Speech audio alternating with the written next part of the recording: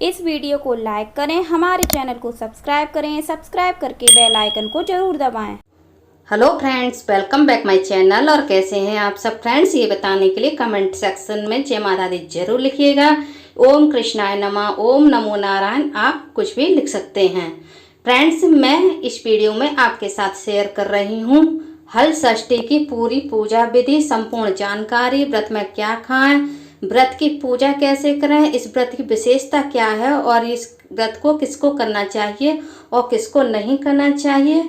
तो फ्रेंड्स, आप लोग वीडियो में अंत तक बने रहिएगा। इससे पहले आपने मेरे चैनल पूनम की आस्था को अभी तक सब्सक्राइब नहीं किया है तो प्लीज़ चैनल को सब्सक्राइब कर लीजिए, वीडियो को लाइक, शेयर और कमेंट कर दीजिएगा और अपनी फैमिली फ्रेंड्स के साथ ज़्यादा से ज़्यादा इस वीडियो को शेयर कीजिएगा और बेल आइकन को दबा दीजिए ताकि मेरी आने वाली सारी लेटेस्ट वीडियो की नोटिफिकेशन आप लोगों को मिल सके। पारंपरिक हिंदू पंचांग में हल षष्ठी एक महत्वपूर्ण त्यौहार है। यह भगवान श्री कृष्ण के बड़े भाई बलराम को समर्पित है। भगवान बलराम माता देवकी और वासुदेव की 7वीं संतान थे।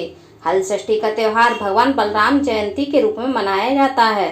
रक्षाबंधन और श्रावण पूर्णिमा के 6 दिनों के बाद बलराम जयंती मनाई जाती है। इसे राजस्थान जैसे राज्यों में विभिन्न नामों से भी जाना जाता है। इसे गुजरात में चंद्र षष्ठी के नाम से जाना जाता है। ब्रज में बलदेव छठ को रंधन छठ के नाम से जाना जाता है।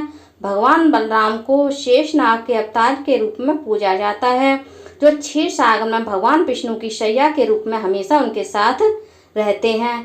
हल छठ को बलराम जयंती, लहली छठ, बलदेव छठ, रंधन छठ, हल छठ, हर छठ, चंदन छठ, तिन्नी छठ के नाम से भी जाना जाता है। फ्रेंड्स, अब हम इस व्रत की विशेषता के बारे में जानते हैं।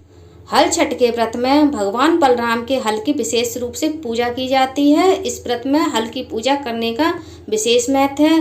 गाय के दूध व दही का सेवन करना वर्जित माना गया है। इसमें आप भैंस के दूध का सेवन कर सकते हैं। भैंस के दूध से बने हुए घी से ही हवन करें। भगवान बलराम के हल से जुती हुई चीज़ों का सेवन नहीं करना चाहिए, यानी जो चीज़ें जमीन से पैदा होती हैं, मूली, आलू, गाजर और भी कई चीज़ें हैं, तो उनका सेवन नहीं करना चाहिए। जो चीज़ें केवल वृक्ष पर लगती हैं हमें उन्हीं का सेवन करना चाहिए। इस व्रत को केवल खासकर पुत्रवती स्त्रियां ही करती हैं। जिनके पुत्र हैं वही स्त्रियां खासतौर से यह व्रत करती हैं। हल छठ व्रत महिलाएं अपनी संतान की लंबी आयु और सुखमय जीवन के लिए रखती हैं। ऐसी मान्यता है कि इस दिन बलराम जी और हल की पूजा करने से संतान को लंबी आयु प्राप्त होती है और वह जीवन भर सुखी रहता है। बलराम जी के अस्त्र हल की इस दिन विशेष रूप से पूजा की जाती है। अब हम जानेंगे फ्रेंड्स कि यह व्रत हमें किस प्रकार से करना चाहिए, व्रत करने की विधि क्या है। प्रातःकाल स्नान आदि से निवृत्त हो जाएं, तत्पश्चात स्वच्छ वस्त्र धारण कर गोबर लाएं। इसके बाद पृथ्वी को लीप कर एक छोटा सा तालाब बनाएं। इस तालाब में झरबेरी, ताश तथा पलाश की एक एक शाखा बांधकर बनाई गई हल छठ को गाड़ दें। उसके बाद पूजा करें। माता पूजा में सतनाजें यूज करें। सतनाजों में चना, जौ, गेहूं, धान, अरहर, मक्का तथा मूंग चढ़ाने के बाद धूल, हरी कजरिया, होली की राख, होली पर भुने हुए चने के ओहरा और जौ की बालें चढ़ाएं। हल छठ के समीप ही कोई आभूषण तथा हल्दी से रंगा हुआ कपड़ा भी रखें। पूजन करने के बाद भैंस के दूध से बने मक्खन द्वारा हवन करें। उसके बाद कथा सुनें या पढ़ें और अंत में यह मंत्र पढ़ें। गंगा द्वारे कुशाव्रते बिल्व के नील पर्वते स्नात्वा कनखले देवी हरम लब्धवती पतिम ललिते शुभगे देवी सौभाग्यदायिनी अनंत देवी सौभाग्यमहम तुभ्यम नमो नमः।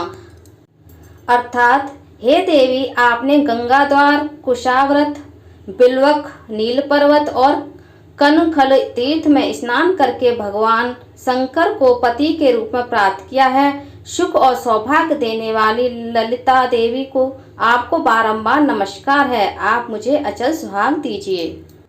इस व्रत को महिलाएं तालाब में उगे पसही या तिन्नी के चावल खाकर ही व्रत रखती हैं। फ्रेंड्स, अब हम जानते हैं कथा, इस व्रत की कथा क्या है। प्राचीन काल में एक ग्वालिन थी, उसका प्रसव काल अत्यंत निकट था। एक ओर वह प्रसव से व्याकुल थी तो दूसरी ओर उसका मन गोरस दूध दही बेचने में लगा हुआ था। उसने सोचा यदि प्रसव हो गया तो गोरस यानी दूध दही पड़ा रह जाएगा।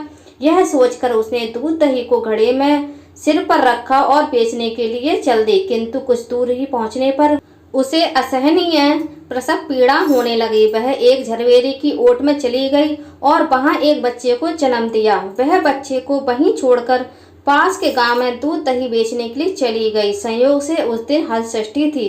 गाय भैंस के मिश्रित दूध को केवल भैंस का दूध बताकर उसने गांव वालों को बेच दिया। उधर जिस झरवेरी के नीचे उसने बच्चे को छोड़ा था उसके समीप एक खेत था। किसान खेत में हल जोत रहा था। अचानक उसके बैल भड़क उठे और हल का फल शरीर में उस बालक के घुस गया, जिससे वह बालक मर गया। इस घटना से किसान को बहुत दुख हुआ, फिर भी उसने हिम्मत और धैर्य से काम लिया। उसने झरवेरी के कांटों से ही बच्चे के चिरे हुए पेट को टाँके लगाए और वह उसे वहीं छोड़कर चला गया। कुछ देर बाद जब ग्वालिन दूध बेचकर आई तो वहां अपने बच्चे को इस दशा में देखकर बहुत विलाप करने लगी और सोचने लगी यह सब मेरे पाप कर्मों की सजा है।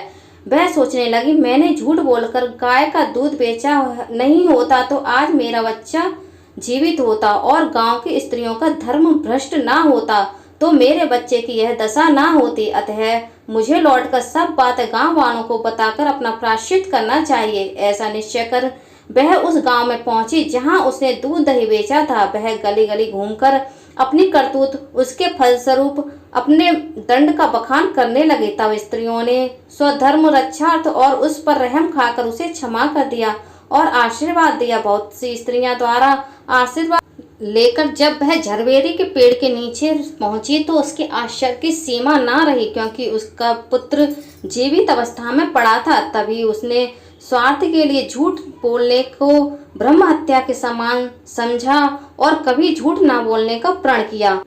फ्रेंड्स, ये मेरी जानकारी आप लोगों को कैसी लगी हल षष्ठी के व्रत के विषय में आप लोग कमेंट करके जरूर बताइएगा। और आप लोगों ने मेरी वीडियो देखी, thank you so much friends.